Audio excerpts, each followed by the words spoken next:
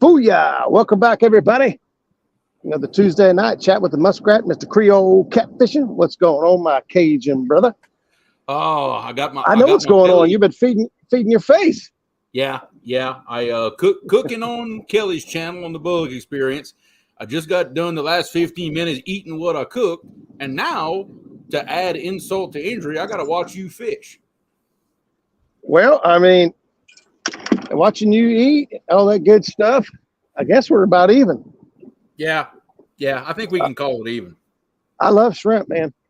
Oh man, that was some good stuff, brother. I'm like Forrest Gump when it comes, you know what I mean? Shrimp stew, shrimp kebabs, fried shrimp, bullets. Uh-oh. They fussing at you? Oh no, that's the lock. That's letting somebody come in or out. I'm not. I got you. Well, while we're at it, we got a good little crowd in here already. We can say hi to a few people in chat. First Let's do it. I see Kentucky Redneck Outdoors, cotton picking fishing. I don't know if I've seen that name before, but I like it. I like it.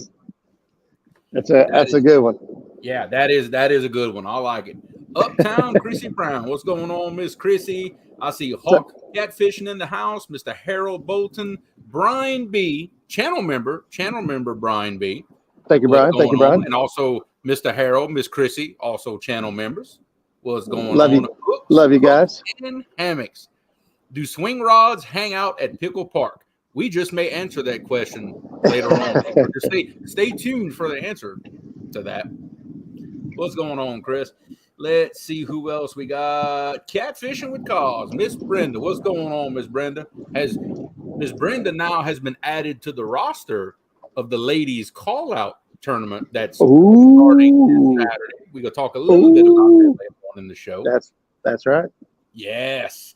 Got Matt with Wanna Be Outdoors, Mad Cat or Catfishing, Kelly, the Bullock Experience. I was just cooking on that channel just a little while ago. What's going on, brother? Got Aaron G in the house, Mr. Dave Garcher, 922 Crappie Barbecue. What's going on, brother? K&B Anglers. What's going on? Mr. Jimmy Geiger's in the house. One of my River Rat brothers, Fishing in Freedom. Richard, what's going on, man? Good to see you. Mr. Doug Whittington in the house. We got Stan 3. Stan 3 is in the house.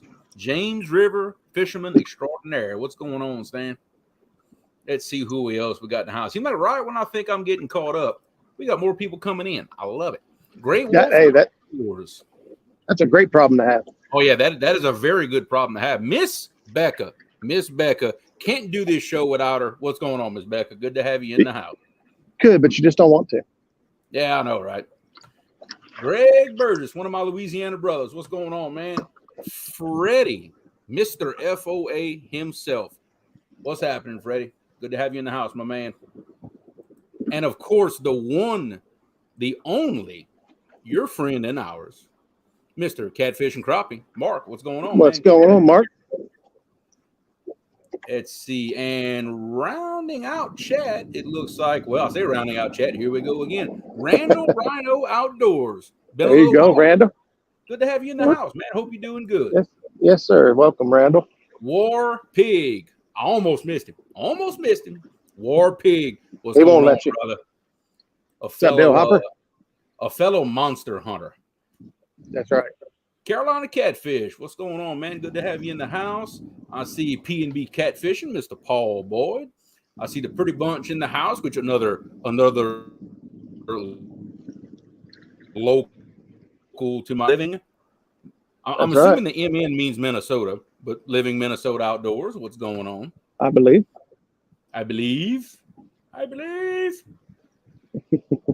I'm in one of those moods tonight, if you can't tell. Hey, we like it. We like it. Too much caffeine, I suppose. So, Danny Stone, another one of my River Rat brothers. What's happening, Danny? And then now officially, all of the River Rats are in the house. My boy Jerry, Parker Pursuits. So we have all 4 River Rats are in the house tonight. There we go. I represent and thank you, River Rats. Jerry just put a good one on the bank. I know you was cooking live on Kelly's show, but I think he had a 30 37, 38, somewhere around there. I can't remember. Jerry doing what Jerry does. I think it measured out at 40 pounds minus 3 for the net. So right around 37 pounds and some change, I believe, is what he put. Yeah, I know, right? Matt, he says, I was talking to myself on Creole. Yeah, if y'all want to be active in the chat with everybody here, look, hey, jump on Roger's channel. That's where most of the chat is happening. You want to conversate with everybody, going over to Muskrat channel, that's the place to be. If you want to sit back and just watch and just enjoy the show, hey, then watch it on my channel. We've got options.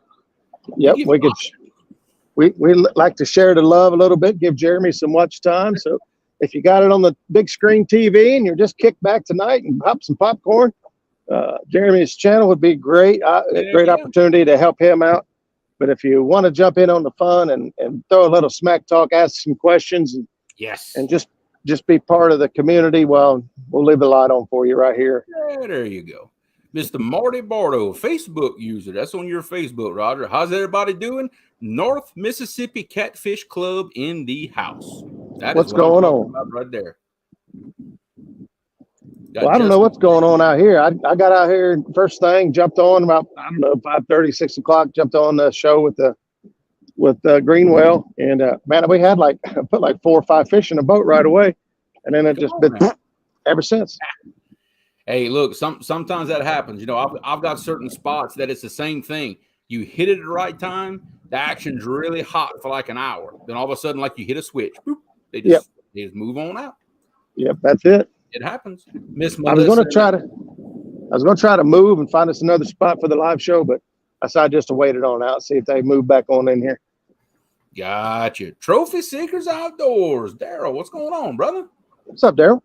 Good to have you in the house. I am still trying to catch up with chat. Man, we got people piling in the house tonight. I love it. Love it.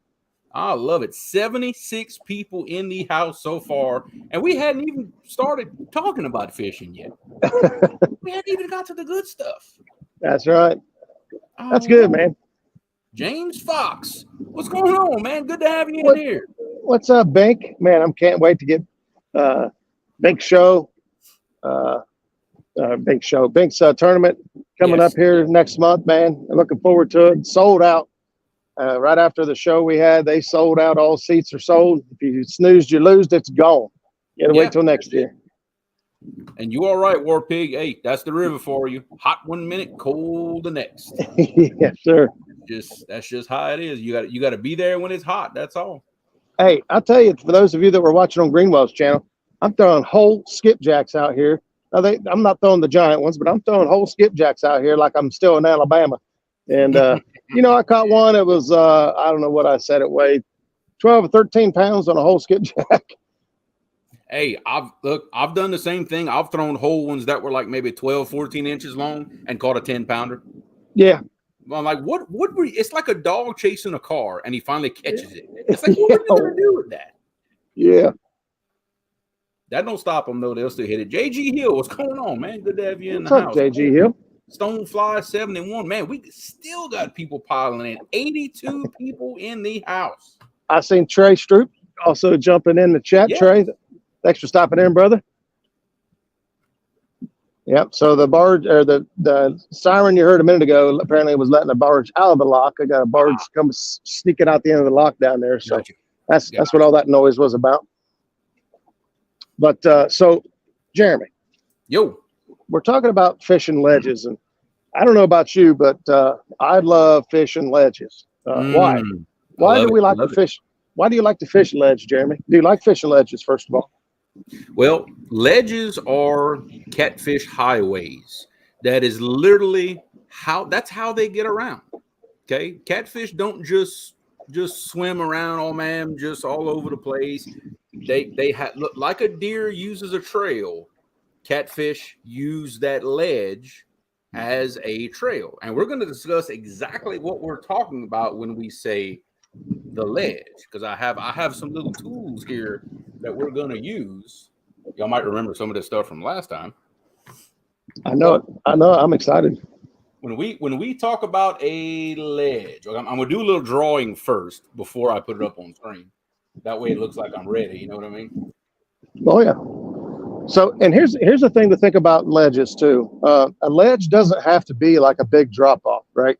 Sometimes a ledge may just be a foot or two difference Yeah. in the contour. So, around here we don't see this a whole lot, but like when we were down on Wheeler, Wilson, on the Tennessee River, fishing the river chain, there's a lot of lake areas that used to be creek areas, right? That's right.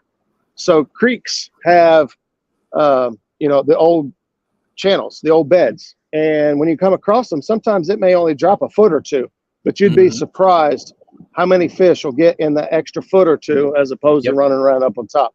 And so a ledge doesn't necessarily mean a 5, 10, 20-foot drop. It may be a 2-foot depression where an old creek bed used to run through. Yep. But when we talk about a ledge, when you hear any cat fisherman talk about fishing the ledge, what we are talking about is this point right here that this black arrow is pointed to.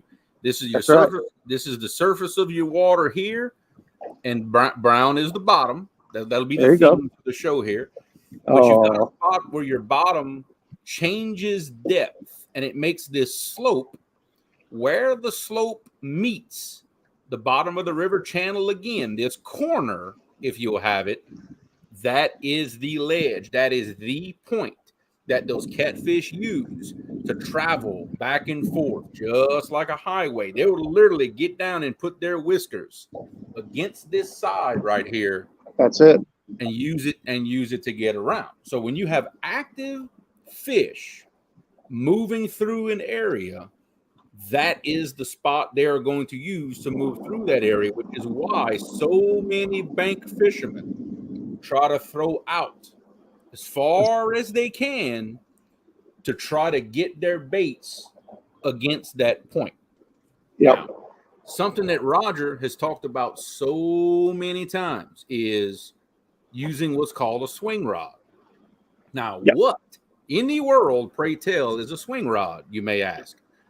Well, literally, if you are a bank fisherman, okay, you're going to cast your line. Okay, you're going to cast your line. It's going to hit the water, and hopefully you got it way out there beyond the ledge. It's going to hit the dirt right about there. But what's going to happen is the current is moving side to side. That current is going to start sweeping that bait from one side to the other down current. And what's going to happen? It's going to move this bait this way until your bait literally hits this corner. That's right. The current can't sweep it towards you anymore. It's going to pin itself right in that corner, which is exactly where active catfish will be moving through, is that particular spot. That's the beauty of the theory of a swing rod. Now, for bank fishermen, that is pretty much the process you're looking at. Okay, so let me kind of get some stuff erased here, and we're gonna go at this from a different perspective. Let's go long ways there. Yeah, topical view looking down onto the river. This is For those draftsmen and construction workers, we're going to look at the plan view. Y'all know what I'm talking about. Plan view. There we go. Plan view. All right. You got river. You've got mouse hit the side, and you got river. Yep. And again, theme for the day. Brown is going to be the bottom of our ledge, the bottom of our slope, where the river bank meets the bottom of the river. Okay. And we're just going to say current is flowing this way. Okay. All right. That way everybody's keeping up. You know what I mean? I like it. If you are, let's say, Patriot Catfishing, what's going on, brother? I see Zach Murray in the house trying to keep up. Zach? 2 stands. My OG broadcast brother. What's going on, man? What's up, buddy? So let's just say you are 2 stands on the bank trying to get baits out here. Okay. Yes, I'm drawing a stick man. Yes, it's happening. I am, and he's got a bum leg. Y'all just gonna have to forgive me for that. There you go. So what Stan is going to try to do? Stan's there you go. Stan's holding his rod. Okay, there we go. Now we're correct. So what Stan is going to try to do is he's going to cast his line as far as he can out and hit this spot. Try to hit the spot beyond the ledge. But because the current is moving to our left here, it's going to take that bait and it's going to pull it just like this until bam, right there. It's going to pin that bait for him right there against the bank, right where these catfish are traveling back and forth. That is the purpose of the swing rod. Where's the happy little tree? I can start drawing snags if that's people. I'm not sure if they're complimenting or messing with my drawing skills, but it doesn't matter. It doesn't matter. That just means they're watching. Catfish and Dreams. Brandon, what's going on, brother? What's up, brother? Want to make sure I did not miss anybody else. Yeah, and Jerry's pointing out a very important fact. I forgot the Mountain Dew bottle in Stan's hand. I forgot about that. That's it. You know what? There you go. There's the Mountain Dew bottle. You good now, Jerry? There we go. It's even the right color. How do you like that? But that is the purpose of a swing rod. You're throwing it out in current, letting it sink, and basically letting the current take the lead and take the bait and everything down current is going to drag it and pin it against this ledge. Now, correct. If you were in a boat trying to fish the same spot, and I know I do it this way, and I know for a fact Roger does it this way. When you're going to position your boat, most people, they're going to have electronics. They're going to know about where this ledge line is, whether you do it through Navionics or whether you do it the old-fashioned way by zigzagging across it back and forth, seeing the toe of the drop on your sonar, marking you some waypoints. Steve Douglas actually has a great video on exactly how to do that. That's where I learned it. Yeah. But what you're going to do, you're going to position your boat just to the inside, just towards the bank. Just shallow of the ledge. Yeah, just inside the bank of that ledge. Then what you're going to do is, okay, we got rods here, we got rods here, we got rods here. So what me and Roger are going to do is we're going to toss this line this way, out in the current, and then let it sweep. The current's going to sweep it just like this. And it's going to pin it for us, just like that. Throwing it out in current, it's going to drag it sideways until, bam, it's going to pin it right against there. And, that's right. And Zach brings up a very, very, very good point. I know I do it. I know they do it. Most people do it. If you use different size sinkers, what that actually allows you to do is, let's just say the rod all the way to the outside, like what I like to call the fast side. It's the rod all the way towards the main channel. Okay. Yeah. I'm going to put a lot of lead on that one. Okay. I'm going to put a lot. I'm going to put, in my case, I might put 16 ounces on that sucker. Throw it out there. Let it hit. It almost becomes a down rod. It's not very far behind the boat. Then the next line will represent a different color. Maybe you will put 10 ounces on. Well, when you throw that one out to the same spot, naturally it's going to drag it way further back before it pins itself. Okay. Yep. Now you've got two on the same ledge line, but in different positions. And if you really want to go for it, you take a third rod, cast it this way, and let it swing way to the back, maybe with 6 ounces on it. So now you've got 3 baits positioned on that ledge line right in the face of any catfish that may be working that ledge back and forth, traveling back and forth to wherever they're going. Yeah, that is without a doubt probably one of the most effective rods in our boat is that rod right there, this swing rod. The rod that, now see, there's also other things that happen. When you send that rod clean out to the middle or clean out to the side, It's not always guaranteed it's going to come back and hit the ledge, but it may fall into a dip, a hole. It may get hung up on a rock or a stick. Oh, I got a fish.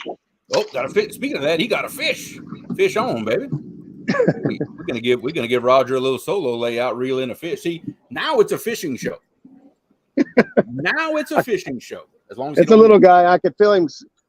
Just being all squirrely down there. But hey, every live fish is a good one, brother. AJ's Mercantile. What's going on, man? Good to have you in the house. And Miss Pam with feeling catty. That a channel cat? Catty. Yeah, it is a channel cat. Hey, it's a fish. I like it. It's a fish. Roger, Becca wants to know if that's a swing fish. This is a swing fish. That is a swing fish. It is. I threw it out here in the current to the right of me is a lot of current right now. And I threw this bait out there and just kind of let it swing back until it settled down. And channel cat, look at him. Pretty nice size one too. Look at him. About what, 4 or 5 pounds? Yeah, he's about 4 or 5. Just a little guy. That's little guy. It really is. We're gonna send him back. I like Halana, unfortunately, no, not at the moment. That is something that StreamYard is actually going to do at some point down the line, is to make it to where y'all can all see everything in there. But for the time being, whoever's channel you're in, that's the chat you're gonna see. It's just up to me to highlight comments, and that way everybody keeps up what everybody's saying. That's right. Sean, what's going on, brother? See, driving around in circles looking for that plate of food that I left him at the boat ramp. JG, what I like to do, I like to throw the heavy one first. I like to work close to the boat, and then every line beyond that is further back, and further back from that. I get tangled up a lot less doing it that way, because I find in my experience, if you start with the one that's furthest back, you have to try to get it in front of it every time, and it's a little more difficult. I always start with close to the boat, and I work my way back. That's what works for me, especially in these really strong currents that I have. Because when I throw that first rod, I don't know how far the current is going to push it back. So that first rod, the heavy weight, it lets me judge just how fast that current is down there, and then I know what to do from there. I've had times where 10 ounces, it spooled the reel before it touched bottom. It happens like that sometimes. Right.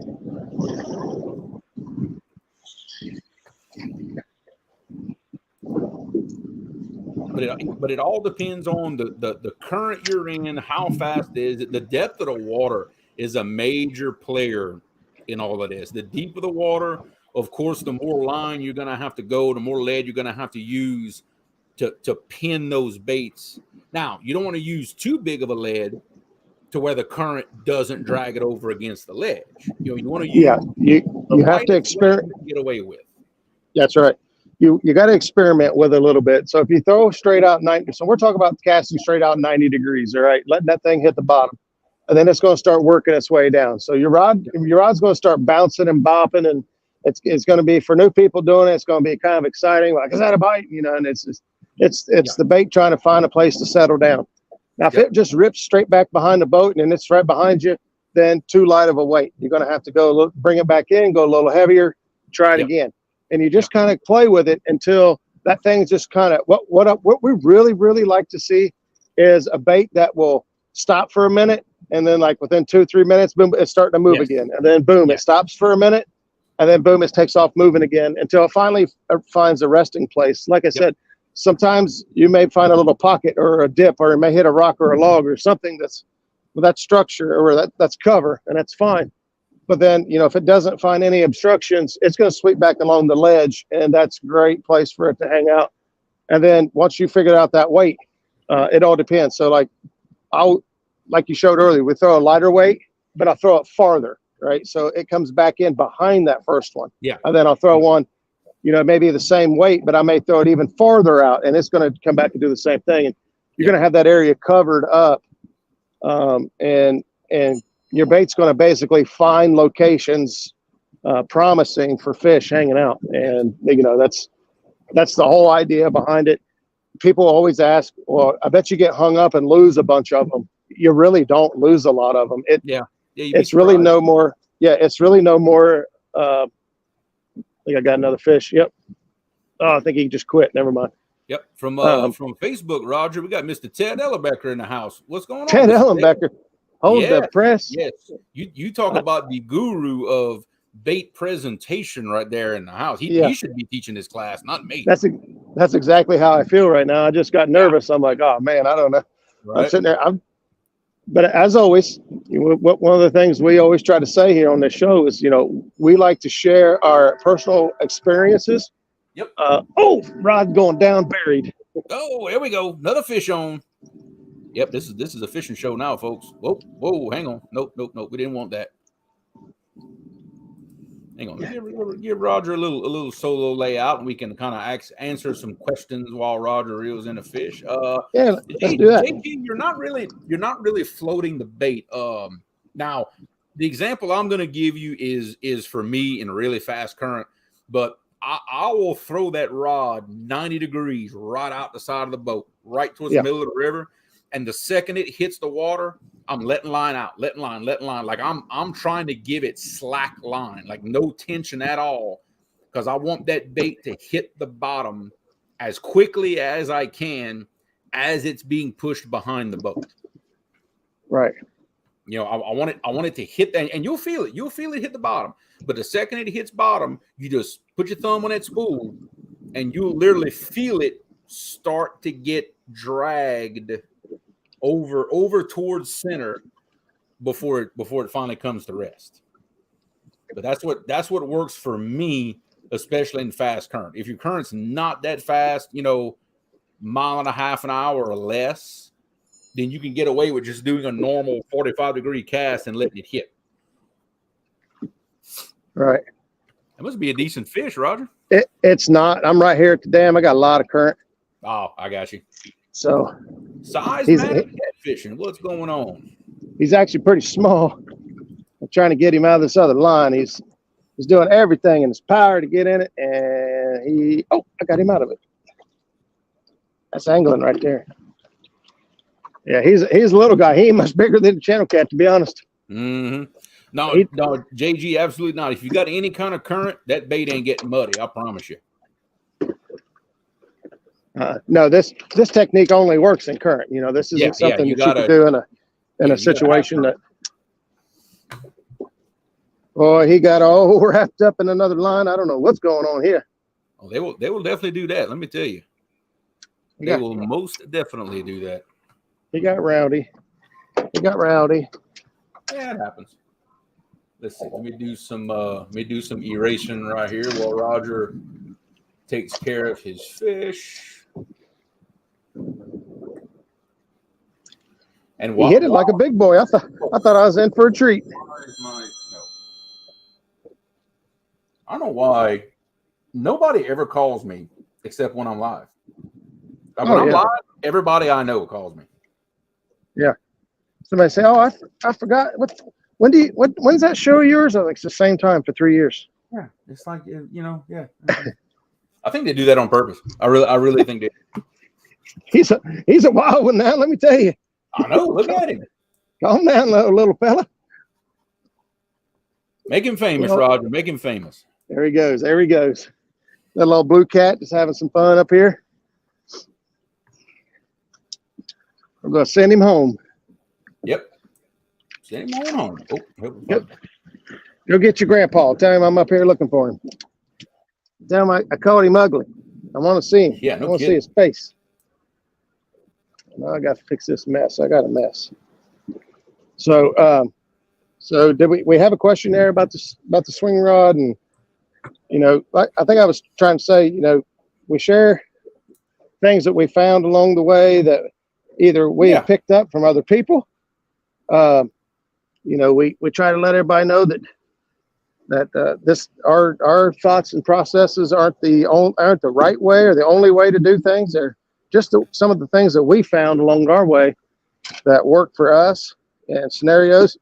And what makes me and Jeremy what I feel such a really good dynamic is, we've come from two different parts of the country and fish completely polar opposite waters. I'm fishing the Ohio River, which generally doesn't have a lot of flow.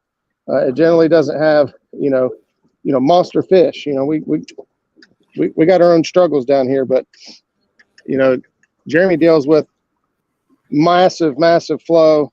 And, this technique that we found that works down here has also worked for Jeremy up there. And just through sharing knowledge and information with each other, we've found techniques that it's like, hey, this works.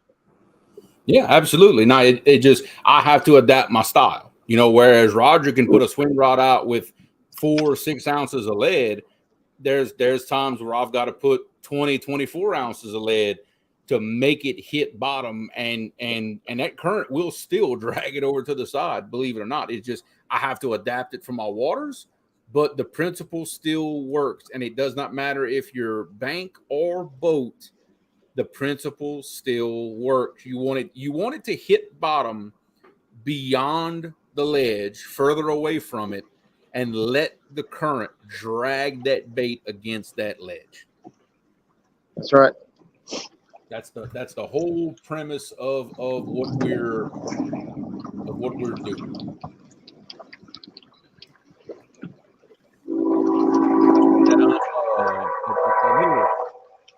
A little situation that I'm kind of it's a unique situation that I fish, but I'm not the only one who sees. I've got another fish on. Another fish on. That's what I'm talking about. I think he may just get. No, he just took off. Nah, we're good. We're good. That's gonna be a good. It's gonna be a good show, I believe. Hey, he got one of the baits, but get back out there. Gotcha.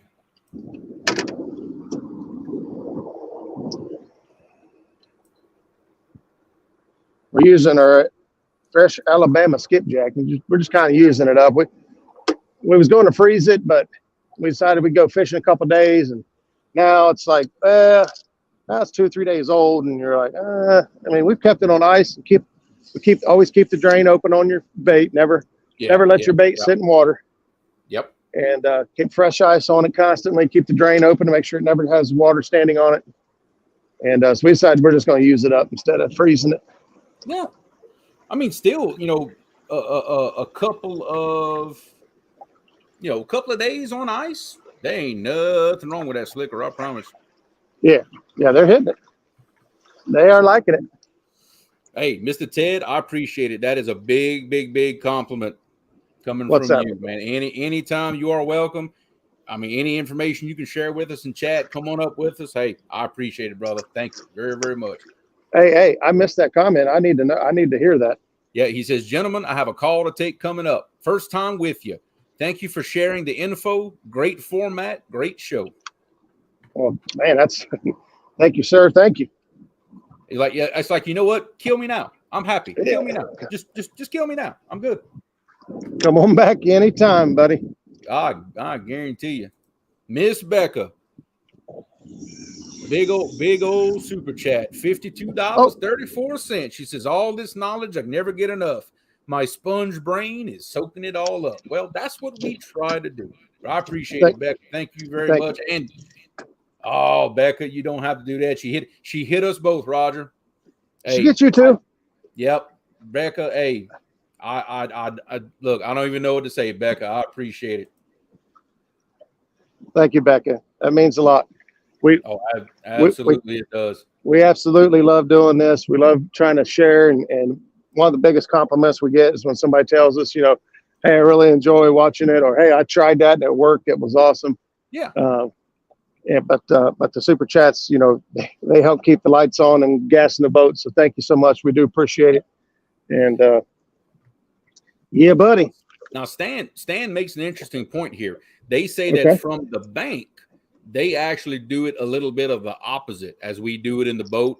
He actually starts with the rod furthest downstream first. Throw it way out there, let it swing, and then stack them along the ledge coming back upstream, which I can see why that makes perfect sense. I do that. Lines crossing over each other. That is what we do. That's what we do here. We normally throw our first one out longest and let it sweep back, and then we throw the next one out medium and let it sweep, and then the shortest one we throw out last. And usually it ends up, not too far from the boat. But we do the exact same thing here. We prefer to put the longest one out first. Yep. And like I said, it just so happens what works for me. I do it just the opposite. I put my close one, and then I throw them out further and further as I go. Because that first one, there ain't no telling how far it's going to go out the boat. I've learned more than once that you better try it first. Because if you just sling that first one way out there, you might spool that reel before it touches bottom. You might have to rethink that. That's where them pin 30s are coming in handy. Pin squall 30s, huh? Yeah. But that is a chore to reel in all that line in that fast turn. It is a chore, dude. I believe it. It is an absolute chore. Uncle Jeep, everybody's favorite troll, and I agree. Muskrat is out fishing on a Tuesday night. Jealous. Yeah, buddy. Yeah, you and me both. I'm actually thinking about trying to make this thing a thing. Depends, how the shows get scheduled up. Yeah. Zach's like, get bigger reels. Get more reel. That's right. Get more lead. That's what I do. I use more lead. A lot of lead. Joe Ziegler, what's going on, brother?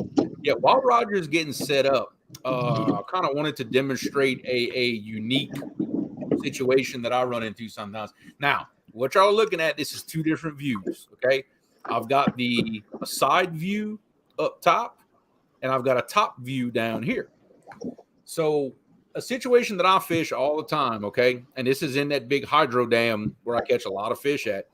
I've got a big ledge that actually runs crossways from bank to bank. It goes all the way. It drops from about 45 feet down to sometimes almost 100 feet. It's a really, really tall, steep ledge.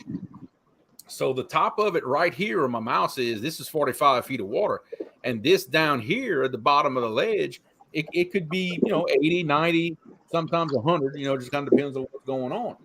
So, and this is another way of fishing ledges that I happen to do a lot. If you find yourself with a ledge that runs crossway the back of the boat, what I like to do is I've got one line with a lot of weight kind of down out the back of the boat to try to hit this spot here, which would also be out the side, this one here, right? Same rod representing two different views, okay?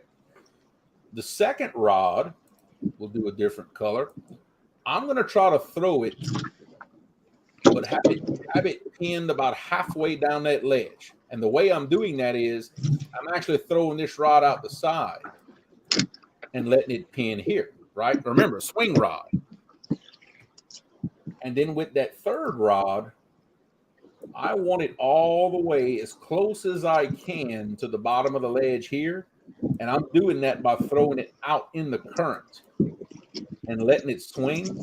And it pins it for me right at the base of that ledge. And I can tell you now, depending on how active the fish are, that tells me which rod is getting hit. If the fish are really, really actively feeding, the red line at the top, it gets a lot of action, okay, especially from the big ones.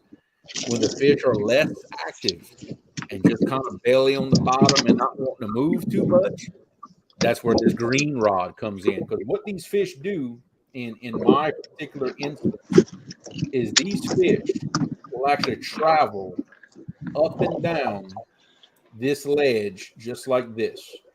They will go back and forth, back and forth, back and forth along the bottom of this ledge right here. Look at another fish. Check him out.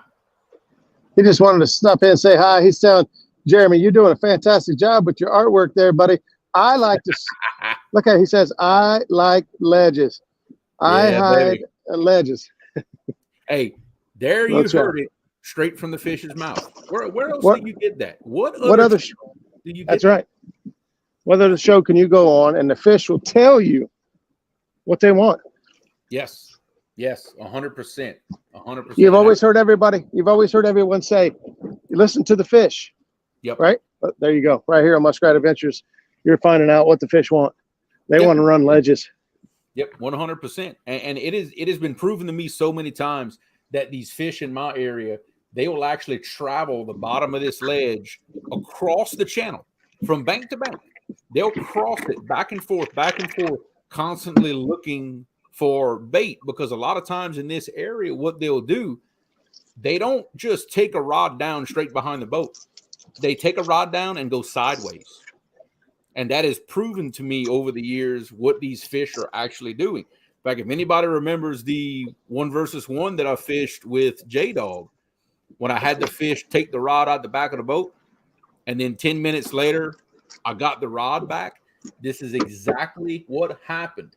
That fish was right here on this ledge. He bit and turned and drug that rod across my other lines. And that's how I got that rod back. And that just proved to me what these fish are doing. They're just moving side to side along that ledge, using it as a path, and they're getting that bait that's coming over the top of this ledge, coming out of that hydro. All that old chopped up fish. That's like the buffet at Golden Corral, like there. They're just that's like the feed line at the buffet. They just going back and forth, back and forth. That's it. That's true. We're going to move these rods around a little bit, get everything situated. Let's see. We can do even some more. So yeah, the size of your sinkers, your flow, like I said, position yourself shallow of the ledge. So you don't want to, if you sit on top of the ledge and try to go straight down the ledge, you may hit it, you may not. All right. But you'd be surprised what a couple feet off will do. Whereas if you position yourself up on the flat, shallower of the ledge and throw over across into it, you're guaranteed to get on the ledge or find some structure out there that's going to, hopefully hold some fish. But, we saw, I think it was Chris Souders. He always just like chucked the Hail Mary, whoof, right out towards the middle of the river. And, we started doing it, and he never called it a swing rod. He may have had another name for it, but yeah, we started watching what that rod does. And when we realized, man, we're catching a lot of fish on that rod that just kind of wanders around out there and finds a place to settle down. We called it, we throw it out and let it swing back. And that's where we come up with the name swing rod. There may be 1,000 other people doing the exact same thing, calling it something else. But for our little circle, we've called it the swing rod, and we've introduced it and sold it to other people as called a swing rod, because that's what it's doing. It's just swinging back. Hey, it doesn't matter about what name you call it. It works. It definitely works. I was actually drawing, Kevin. So whatever comment you put. Oh, yeah. Well, okay. Yeah, I did read that. I chose not to highlight it, but yes, I did read that. Yeah, you're right. I read it. I'll have to go back and watch that after the show. Yeah. And that's a good tip right here. He said you can do the same thing on humps in the middle of the river, on the sides and on the back of the hump. You spot lock rod over the top, throw out either side, and let the current pull the line, bring it around, and hug that hump. And I tell you what else that works great for: bridge pillars. Yeah, oh yeah. You anchor right in line with a pillar of a bridge and throw lines out either side of it. Guess what happens? That current sweeps them baits right up against the edge of that bridge pillar. And also another trick that one of our family members taught me, Mr. Darrell, you can do the same thing with a barge. Yeah. If you throw it out the side line above a barge and throw out the side of it, well, guess what? That line is going to sweep that bait right underneath that barge for you. So more than one way to use a swing rod, depending on what you're fishing. Absolutely. Yep. Get ready to release some water. Yep. Stan said we have a few spots like that here. Basically 6 feet wide and 4 feet deep depression that runs across the river. And fish will use it and run crossways, back and forth, back and forth. Absolutely. Yep, we got a lot like that. So I'm doing a little more drawing here. I'm starting to get into this whole show and tell thing. I ain't gonna lie. Hey, I'm digging it. I am digging it. I'm digging it. I'm a very visual person. I like to see it. If I can't do it myself, I do better with seeing it. Being told how to do something just doesn't work for me normally. Yeah. Now, next picture for those who are keeping up and those who are taking notes. Right here. Now, okay, you have to excuse my hand was a little shaky. You got to forgive me on this one. But you've got a confluence right here. Okay. You've got a main channel of a river running this way, and you got another river coming in, causing a confluence. Now you've got two ledges that are actually converging with each other and making a point underwater. Now you have the opportunity, if you position your boat correctly, to not only fish one ledge, but two. Now you're covering two paths of travel right here on this point. It's an awesome spot to cover because now you're catching fish that are moving. Listen, we're just going to mess this all up. Now you're going to catch fish that are moving this way. They could be moving this way in. They could be moving here. You got some going back this way. This is like the intersection of some major highways right here, okay? Lots and lots and lots of traffic. You ever notice where when the high school kids are looking for donations, do you see them just out in the middle of the highway trying to stop cars? No. Where do you see them? Intersections. Why is that? That's where the most vehicles are. Vehicles equal fish. Any intersection like this that you have where two ledges are coming together, a confluence, this could be a creek feeding into the river or anything. Awesome places to fish when they're active. It increases your chances of fish literally running into your baits. Absolutely.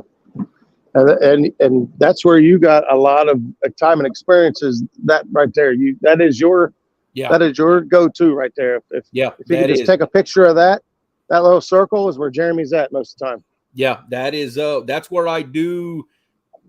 Honestly, that's where I do at least 50% of my fishing is a spot that, in fact, that's how I drew it, is my spot that looks just like that. The one thing to add to my spot is I've got about a 40 to 50 feet water depth difference between the upper river coming in and this side channel coming out. There's a big difference, and there's a big tall ledge right here. That's what makes it so good. That's what makes it so good. Matt, if I missed your question, if you want to post it in chat for me, I was so busy drawing, I wasn't paying attention to chat. I apologize for that. But Matt, whatever question you had, if you want to post it up, we can go back and revisit it if you want to. Because I do not want to miss any questions, anything like that. Yeah, confluences, it's when they're active, okay? This whole thing about ledge fishing, it kind of does depend on the fact of the fish being active and traveling. Very, very, very important thing to remember here. Right. I see Kevin picking on me again. Yeah, I got food in my belly. Yes, I am active. I am awake now. I am awake now, buddy. Hey, Jeremy, just so you know. Yeah. What do we like, Roger?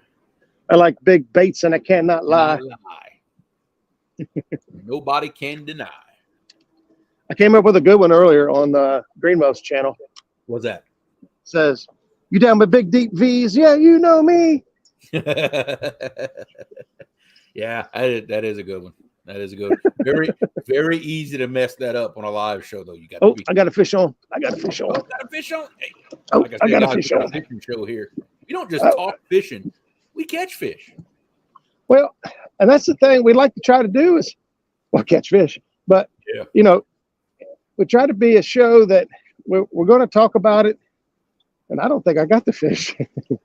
Oh, he been running right at me the whole time. I was like, man, where is this fish? Trying to catch up with him. He ran straight at me. We want to be a channel that you can go to and get information, but you want to know that we do the work, and we don't just talk the talk. We go out and we try to we try to show you that, this is what we do. And this is why we say what we say, and why we tell you the things we tell you is because it works. And we like to show you that we do it and it does work. Hey, this was like a better one than the last one, at least. I can't. It catches us fish. Right. Matt, to answer your question, I mean, as far as the rigs I use in these situations, still old faithful Carolina rig. The only modification that I like doing is about 6 inches above my hook, I put an additional barrel swivel, and I've got some line rattles above that. That way the line rattles don't go up against the hook. That's other than that, I run a standard Carolina rig for everything. I tend to not use sinker slides. I use 3-ways with clips on them. But it's pretty standard issue stuff. I have gotten to use spooks a little bit more. I have some that work for me now that don't get wrapped up in that strong current, and I've been catching fish on them. So it goes ways with me, but they both work. Both work great. This is a rod I just threw out there. Yeah, hit him in the head. No, it was the one before the last one. I'm hoping the whole skipjack goes down next. Yeah. There you go. Yeah, it's a nice fish. About 12, 10, 12? I'd say you're probably about right, about 10, 12. Okay. I like it. Woo, they released the water from the lock. You heard that siren go off, and they got my boat spinning clear around a circle here. I'm going to have a mess here in a minute. Carpenter, yeah, absolutely. Demon dragons work from the bank. I know lots and lots of bank fishermen out there that use them in both situations. Bank fishermen in current love them because the current action will make the rattle part of it effective and work.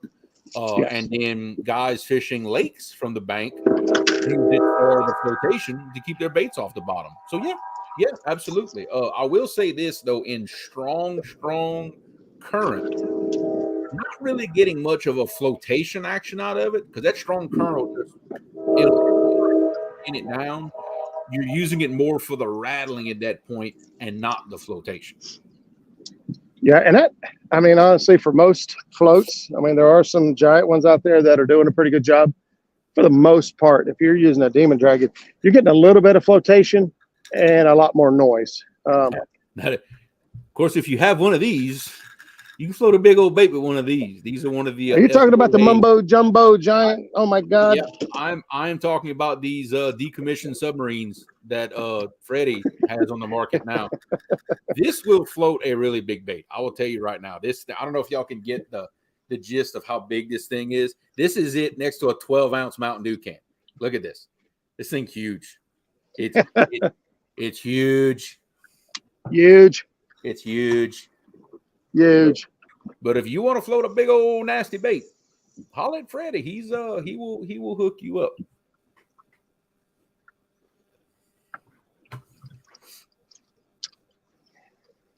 Oh my gosh, I got lines everywhere. The flow change, they let the water out of the lock. They filled the lock up for the last tug, and then now they dumped it all. It just really, really stirs everything up. But normally it causes fish to bite here. Because any of those fish that were laying over there against that lock wall, it kind of blows them off and gets them up moving, kind of like a barge bite does. It disturbs them. Yep. And so hopefully catch another fish or two here real quick. Yeah, exactly. Now I know in heavy current, when I want just a different type of rattle and I'm not really worried about the flotation too much, I just use some of these standard spooks this size. This happens to be a Triple City one, and I use these a lot on my rigs in the current. It's just it gives a different type of rattle, a little different type of action. Serves the purpose. Well, and here's something we don't know about fish is we don't know what kind of rattle they like. Do they like a high pitch rattle? Do they like a low pitch rattle? Low frequency travels farther in water than high frequency does. It does. So yes, it does. So do they want a low deep thump thump? Do they want a high tick tick? Do we know? Will we ever know? The answer. And does that possibly change depending on certain conditions? That's right. Predator fish. When they're feeding on different type species of fish, they let off different types of noise. And when it's that targeted species, Yep. is there a different pitch of noise that will attract the fish? Yep. These are all crazy things I think about when I'm on the toilet. Yeah, you and me both. those long drives to work, a lot of thinking gets done about some of this stuff. Let me tell you, a lot. And you can have a whole other conversation, whole other show about rattles in themselves.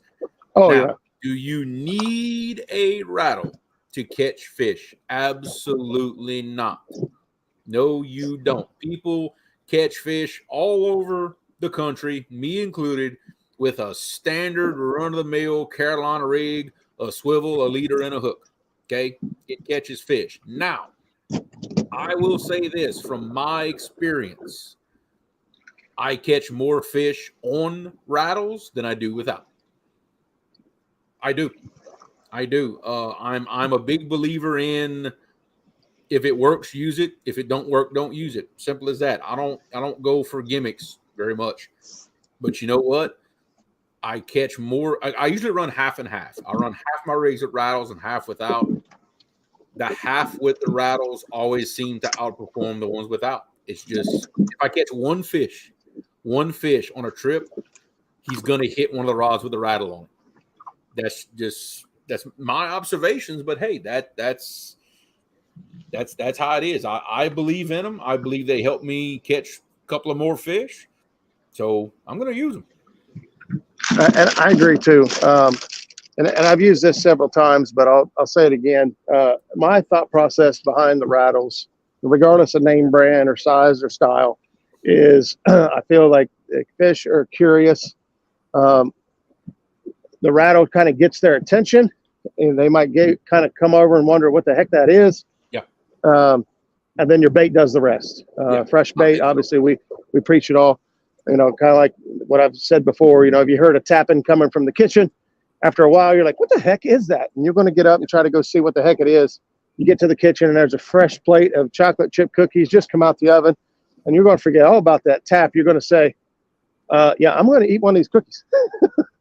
Yeah. And I, in a roundabout way, I feel like that's kind of what happens here with these rattles and with these fish is the rattle gets their attention. They kind of get in the vicinity to figure out what it is, and then your bait does the rest. Yeah, 100%. And look, Lee Evans makes a very good point. He says for him in his situation, he sees no difference between using a standard peg float and compared to running a actual demon dragon, which apparently in your situation, the flotation is the important part of the equation. As long as you have flotation, that is helping you catch fish. But that's all the differences in the different bodies of water. The flotation doesn't do me any good because no matter what, I don't care what I put on there. You put a buoy ball, maybe to the bottom. It doesn't matter. The only way I can get my baits off bottom is to run a 3-way rig with a sinker drop. That's the only way I'm getting baits off bottom. That's what I meant to say earlier. The 3-way rig, in my opinion, is the preferred rig to use when using the swing. Because in the event that you do find a tree, log, hump, stick, something, your sinker. Excuse me. Carpenter Catfish with a $2 super chat. Appreciate the support, brother. Yes, thank you. Thank you very much. Appreciate that. If Roger does a choke first. You got me all choked up with $2. Roger, it is awfully hard to give you the Heimlich maneuver through the live stream. I could try, but it'd be awfully hard. I love you, Jeremy, but I in no way, shape, or form want you to lick my hind end. Got you. I second that notion. Three-way rig. If you do get kind of hung up or whatever, use that 3-way rig to break off that sinker and save the rest of your rig or save your fish. Yeah. Laura, which I want to say one more time, congrats on the 1K. She's been working her butt off. Hard work pays off. She actually made her 1K while on the river rats. And hey, congrats, girl. You definitely earned it. I missed it. Who was it? Laura the Explorer. Lori. All right. Yep. J-Dog got his 1K this week too. Yeah. A lot of people hitting the 1K. I love it. Yeah, and Ah, here's what I like about J Dog and Lori doing it is some of these guys is like, man, they've been at it for a while. They're doing it the right way. They want the right subscribers. They're not throwing these, hey, rush me to 1,000 as yep, fast as you can, and I yep, don't care if I ever see the 100%. people again. I want subscribers that want to Yep, be there. That's going to help my analytics and help me, yep. become better later. You get more of a loyal following that way. Right. You really Yeah. do. Your sub count doesn't go up, down, up, down, up, down. It takes longer, but the people that sub to you stick with you. Yeah. It means to me, it means more that way. It really does. It does Let's me too. see. JG had an interesting question. He said, "Does the rattle attract bait?" He said, "Just food for thought." I don't know. That is a That's a great question. And, it is. if it attracts catfish, I see the reason I feel like it attracts catfish is because of the lateral lines and the science of the catfish, just how well they can detect vibration and movement in the water. Not to say that any other fish can't do it just as well. But if it attracts catfish, I don't see why it wouldn't attract any other fish. And, I don't know. it may have something to do with it. I don't know. That's a great question. Now, Jerry makes a very interesting point, and I've never had this happen to me. And I know I've heard y'all talk about it. He said he knows cats will home in on rattles and spooks because he's had fish crush them and actually not hit the bait itself, like either crush a peg float or actually hit the demon dragon itself. Yes, I actually used to attach a quick clip to the back of my demon dragon floats, demon dragon style floats, or whatever you want to call them, and put the hook directly on the tail end of it.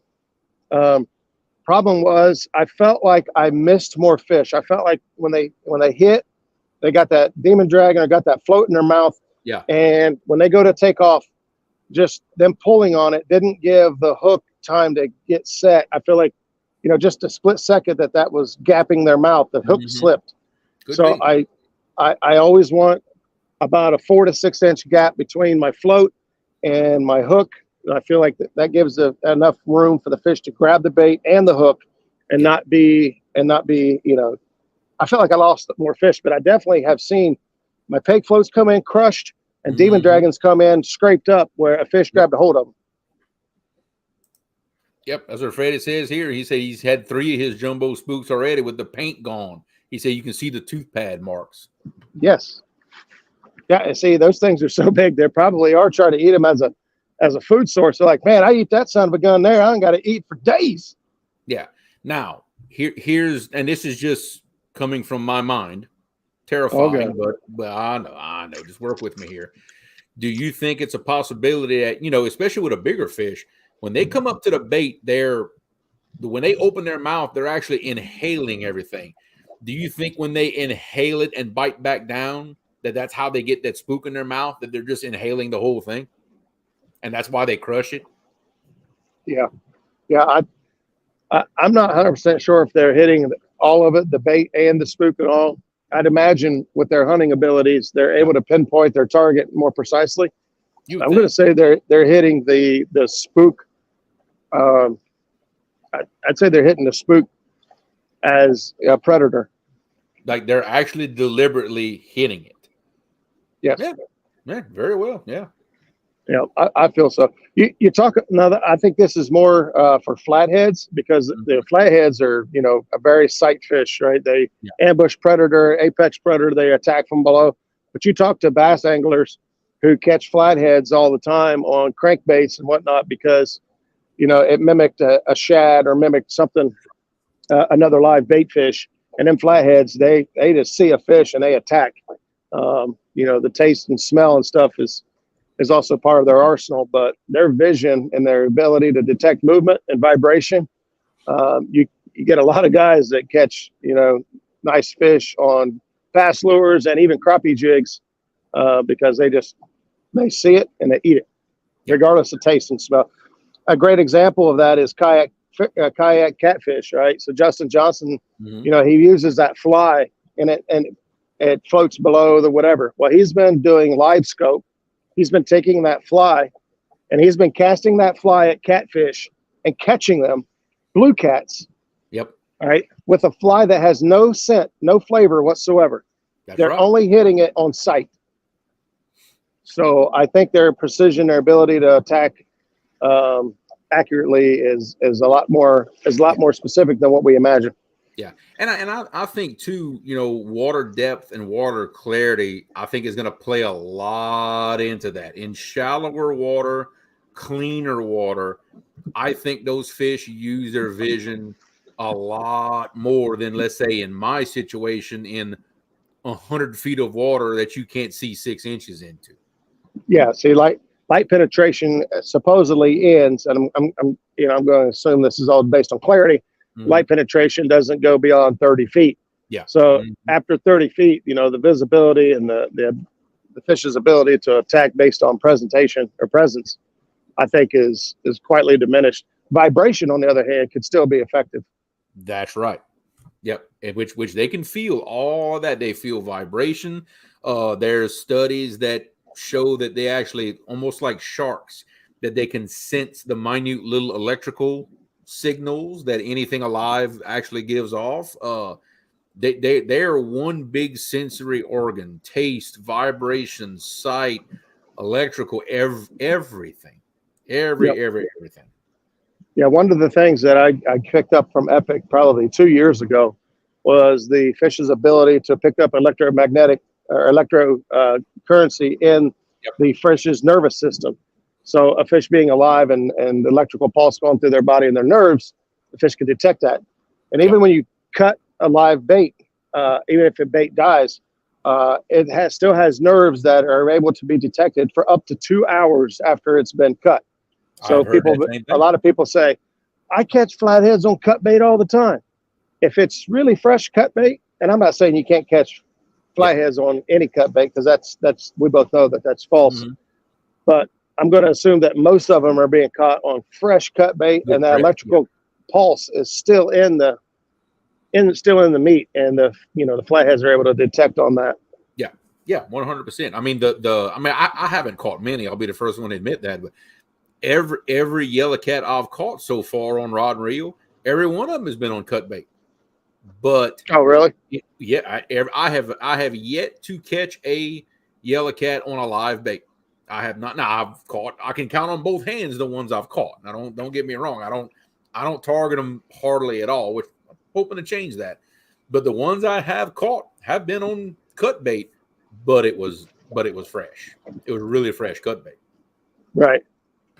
Yep. And LG has an interesting observation here. He says, in all the years of his bass fishing, every flathead he has caught by accident while bass fishing has come on jigs with scented trailers. Really? Everyone.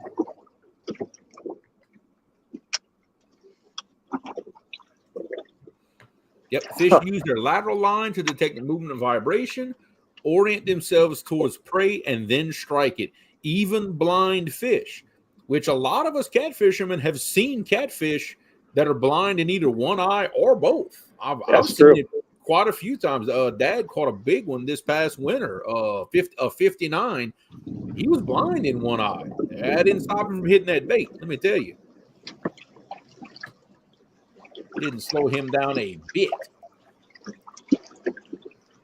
Lance McCouguy, what's going on, brother? Good to have you in the show. Well, Kenneth, I appreciate the kind words, brother. We trying to bring y'all the best information we can. Hopefully, it helps y'all catch fish, catch more fish, catch bigger fish. We just hope it helps. If any little thing we say helps y'all catch a fish, then we have done our job. Yep. Yeah, and it's part of why we do this all the time. Those of you that have watched live streams, I don't know, maybe raise a hand if you used to watch a live stream and all of a sudden it doesn't exist anymore. Committing to live streaming every single week is tough.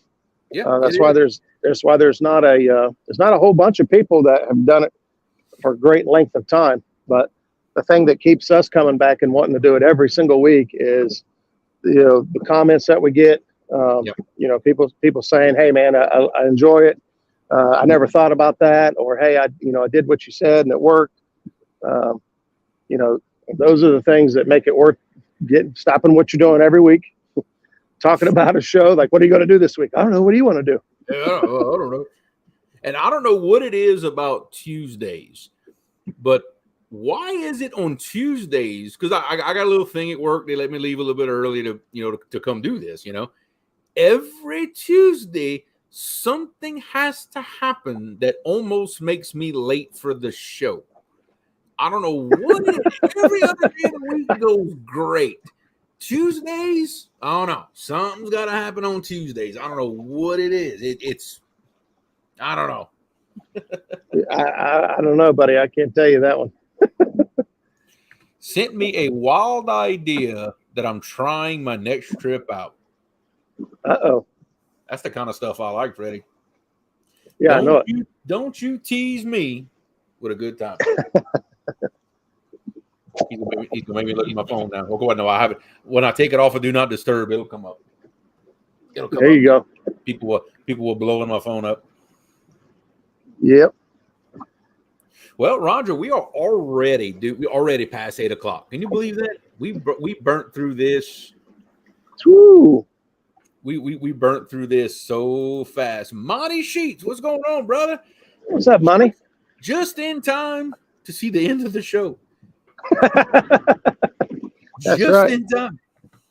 But I tell you what, hey, if you want to know all about it, hey, all you got to do is go back and hit that replay button, buddy. We shared some awesome information tonight for the bank anglers and for the boat anglers. This is all over the place.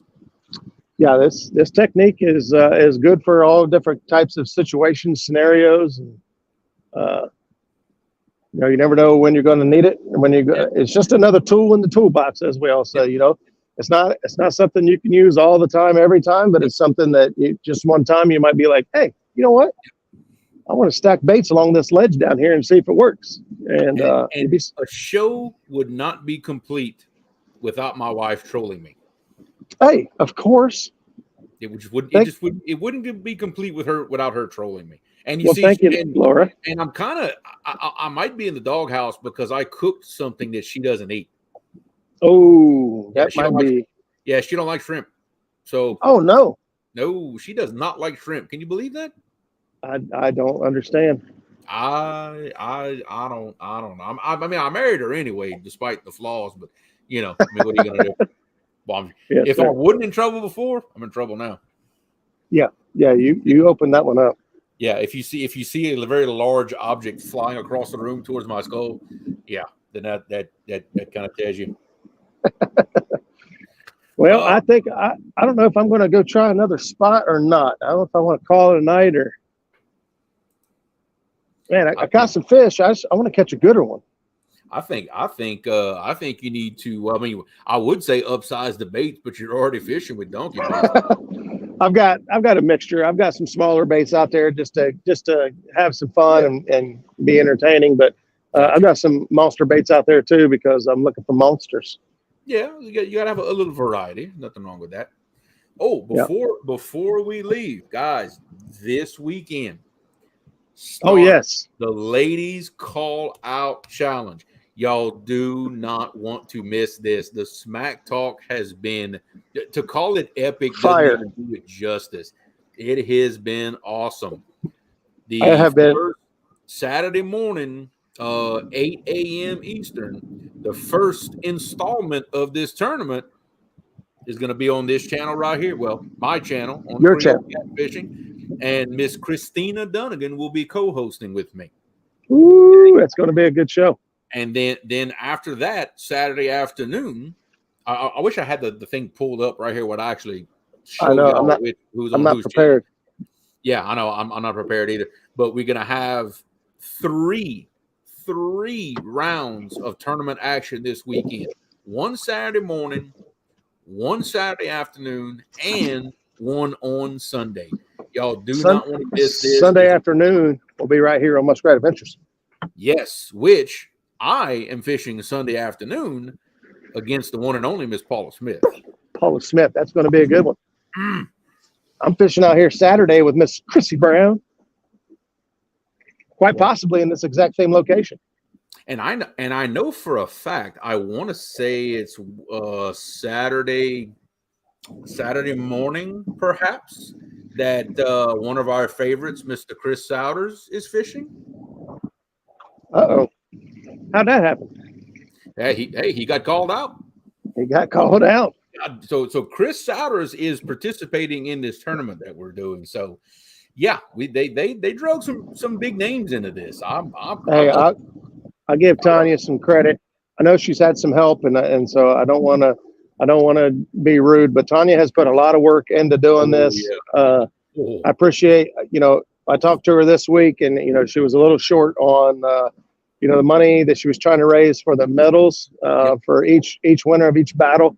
And we put a challenge out there to get it done, and man, the community rose up and helped get that money raised to where we can cover the shipping and the medallions. So just hats off to Tanya and whoever all is helping her get this thing going, because she's put a lot of work into it and put a lot of time into it. So Tanya had her hands full just wrangling the kids in the group chat. Yeah. She's got her hands full with that, because we and I say we because I'm definitely one of them. We can get a little out of hand at times. Yeah. It is a definite. But y'all, look, this has been a long time coming. This is something that has been talked about ever since I joined this community years ago, and it is finally happening. Y'all do not want to miss this. This is going to be something that people are going to talk about for a long time. Trust me. Yep, I agree. It is going to be awesome. Well, guys, we had a great show. We appreciate everybody hanging out. We had a really, really, really good crowd all night. That's it. Appreciate y'all so much. Next Tuesday, hey, we're going to have another great show lined up for y'all. What it's going to be about? Hey, you just got to tune in and find out, right, Roger? Yeah, I think we already know, but just in case, we'll leave it a surprise. That's right. In other words, we don't know. It was a show we had 2 shows scheduled, and it was going to be this week was going to be one. Oh yeah. Now see, he has to remind me. I forget things. It'd be all right. We're a good team. We help each other out. That's it. So, all right, guys. Thank you guys for being here. Thank you for another great Tuesday night, Jeremy. Thank you so much for your talent on the easel board. Yeah, baby. And thank you guys again for tuning in. We'll catch you guys here next Tuesday night. Same cat time, same cat channel. Bon pêcher, everybody. Good night, y'all.